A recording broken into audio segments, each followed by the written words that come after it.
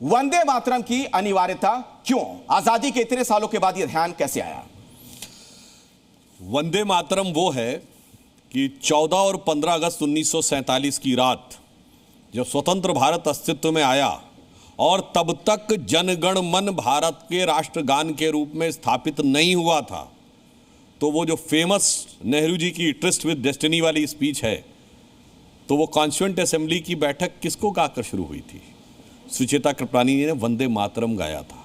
तो ये भारत अस्तित्व में आया है, स्वतंत्र रूप में वंदे मातरम गाकर अस्तित्व में आया है। और जब आज 150 वर्ष पूर्ण हो रहे हैं तो निश्चित रूप से उसको गाने में क्या समस्या है? अब यदि किसी को लगता है कि उसके कुछ पैरा में समस्या है, तुम दुर्गा दशप्रहर धारणी कमला कमल दल विहारिणी, इसमें समस्या है, तो मैं याद दिलाना चाहता हूं वंदे मातरम सबसे पहले 1896 में कलकत्ता कांग्रेस अधिवेशन में गाया गया। और बहुत से लोगों को नहीं पता होगा उसकी अध्यक्षता कौन कर रहा था।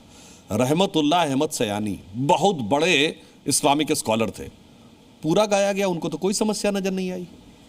उसके बाद 1905 में जब करजन ने बंगाल का डिवीजन कर दिया, जिसको हम बंग भंग कहते हैं, हिंदू मुसलमान दोनों ने वंदे मातरम गाया और गंगा जी के तट पर आरती भी की। 1911 में वो रिवर्स हो गया।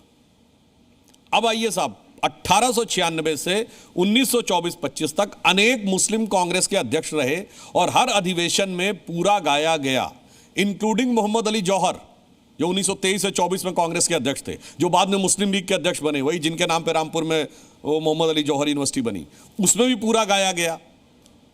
प्रॉब्लम आई जब जिन्ना ने 1937 में कहा। अब आप आइए, आजादी के बाद मौलाना आजाद भारत के शिक्षा मंत्री बने। जो राज्यों के शिक्षा मंत्रियों का पहला सम्मेलन हुआ, उसमें सिर्फ वंदे मातरम ही नहीं, सरस्वती वंदना भी गाई गई।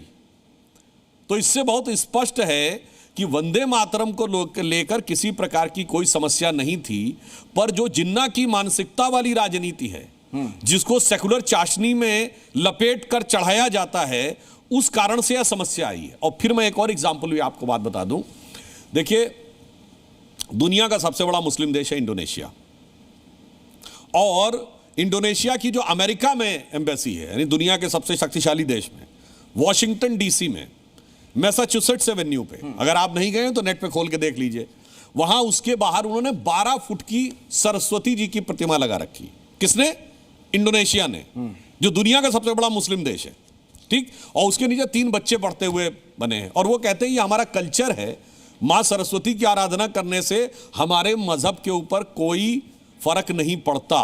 तो अगर दुनिया के सबसे बड़े देश के ऊपर कोई फर्क नहीं पड़ता है, यानी जो सबसे बड़ा मुस्लिम देश है उस पर फर्क नहीं पड़ता है, तो जो छुटके छुटके वाले हैं, इन पे क्यों फर्क पड़ रहा है? ये जरा सोचने की बात है। इस चर्चा को मैं आगे बढ़ाऊं उससे पहले दर्शकों की जानकारी के लिए एक तथ्य मैं रखना चाहता हूं। कई मुस्लिम देश हैं जहां पर जो भी राष्ट्रीय अस्मिता से जुड़ी चीजें हैं, अगर आप उसकी इज्जत नहीं करते हैं तो सजा तक का प्रावधान है। जैसे मलेशिया में राष्ट्रगान का सम्मान नहीं करने पर 100 रिंगिट का जुर्माना या 1 महीने की जेल हो सकती है। तुर्की में राष्ट्रीय प्रतीक, जिसमें राष्ट्रीय गान भी शामिल है, उसके अपमान पर 6 महीने से 2 साल की सजा का प्रावधान है। सऊदी अरब में फ्लैग लॉ के तहत राष्ट्रीय ध्वज और राष्ट्रगान के अपमान पर 1 से 3 साल की सजा और भारी जुर्माने का प्रावधान है।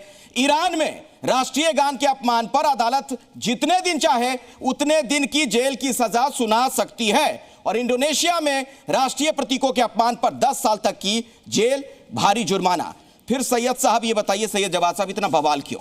राष्ट्रगीत गाने में क्या दिक्कत है? जी बहुत बहुत धन्यवाद सभी को। मेरा जय हिंद, जय संविधान। देखिए, नई नई भारतीय जनता पार्टी सत्ता में आई है, वंदे मातरम को लेकर के कोई एतराज़ नहीं, लेकिन तारीख अगर देखेंगे तो जहां सुधांशु भाई ने बात करी 1975 और बात कर रहे थे 1875 की, जब से लिखा गया, तो ये संघ के लोग, जो लोग वंदे मातरम कहते हुए देश की जंग आज़ादी की लड़ाई में कूद रहे थे, ये आरएसएस के लोग उस वक्त क्या कर रहे थे? इनका क्या लेना देना वंदे मातरम से? उस वक्त जाते ना, फांसी के फंदे को चूमते ना, तख्त को चूमते ना, किसी ने नहीं चूमा। और जो इनकी आइडियोलॉजी है, जो आज देशभक्ति का सर्टिफिकेट दे रहे हैं, ना इनकी आइडियोलॉजी जो है वो इस देश की है, ना इनकी पोशाक इस देश की है, ना इनकी विचारधारा इस देश की है। 52 साल तक तिरंगे का जिन्होंने अपमान करा, जिन्होंने संविधान को नहीं एक्सेप्ट करा, आज वो आए हैं लाइन पे। मुबारक हो, अच्छी बात हो।